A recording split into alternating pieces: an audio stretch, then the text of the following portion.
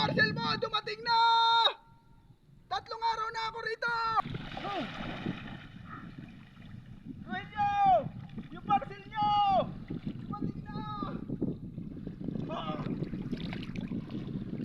Hindi ko alam ang bahay nyo!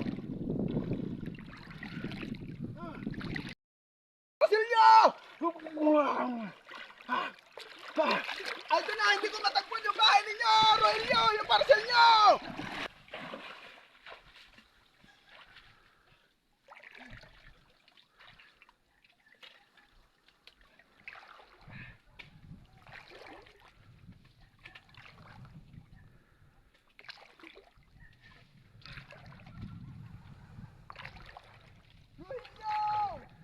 Yung parcel mo, dumating na! Ay, ito na!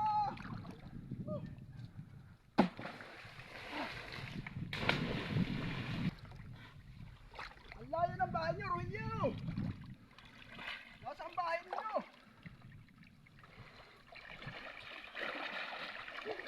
Kapare ka. Naliligaw na ako rito, Rogelio!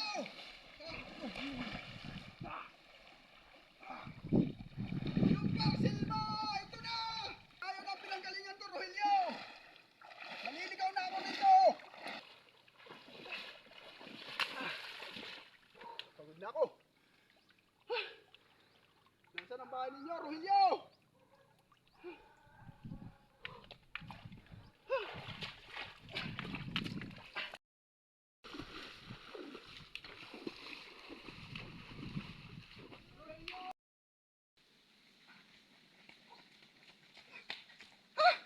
Rogelio! Hindi ko makita ang bahay nyo! Parang may matanda doon ah. Pagtatanungan ko, baka alam niya yung bahay ni Rogelio.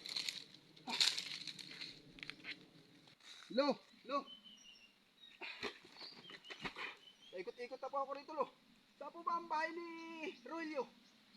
Nag-order po sa akin ng parcel yun, hindi ko po makita ang bahay. May bahay dyan, Tutoy. Sasamahan kita. Ay, napaano ka po? Napasma. Saan po napasma yan? Alam mo na yun, Tutoy, kung saan napasma. Ha? O sige po. Sumunod ka sa akin. O sige po. Paglalakad, baka po ikaw ay madapa. Kayang-kaya pa yan, Apo. Ikaw po pala ay pwedeng magtrabaho sa timplahan ng kape. Aba, hindi na pwede, Apo. Walang matitira sa kape. Pasmado ang kamay Ay, ko. isa nga pala. Hindi, Apo. Kayang-kaya ko ito, Apo. Nakayo pa po ba tayo? Ay, ito na, Apo, ang bahay nung hinahanap. Po. Ay, sige, Apo. Tutuloy na O ako. sige po, salamat. Mag-ingat ka po, lo. Ay, salamat, nakarating din. Parcel. Pagod na. Ito na pa, parcel nyo. Salamat, dumating din. Gutom na kami. Papakita ko para hindi ako masira sa customer ko.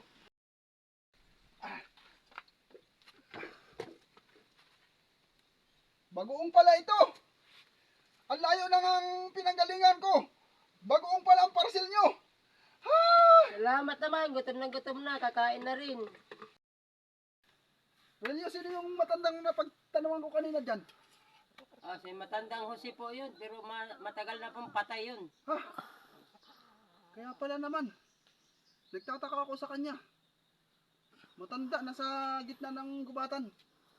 Ano po yung matagal ng patay. Ay. O sige po, tutuloy na po ako.